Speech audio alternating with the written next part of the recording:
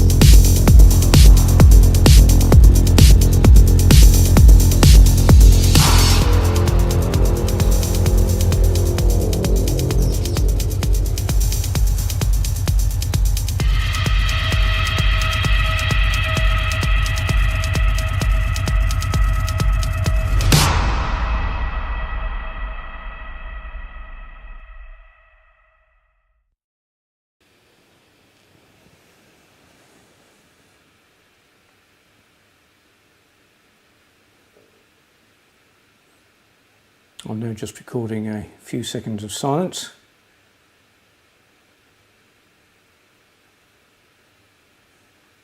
I'm now going to stop and rewind the recorder. The machine has full logic control.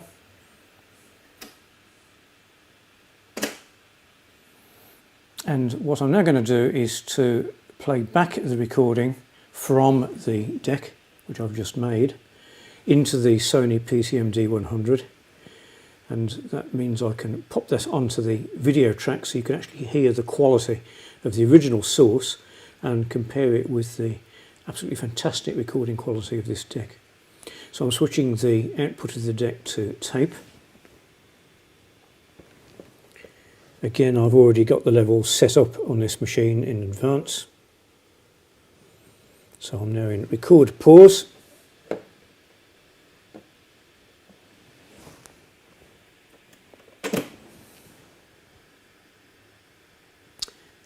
And if you recall, I started the recording at a counter of 10 or thereabouts.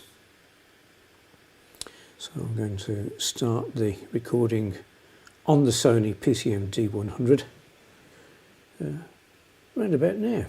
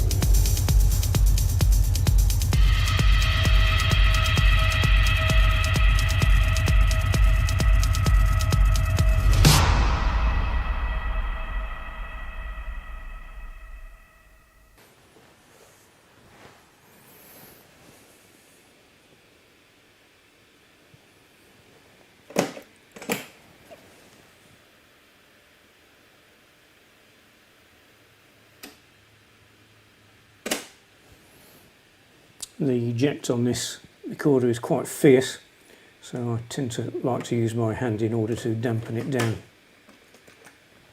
The other thing you must remember on this recorder is that there's an internal loading bay inside, which if it's pushed down and you then open the top and try to put the cassette in, the cassette won't go in. So you must open the internal loading bay first, pop the cassette in, thus. Thank you very much indeed for watching the extraordinary Sony TC-177SD. An absolutely amazing piece of recording equipment.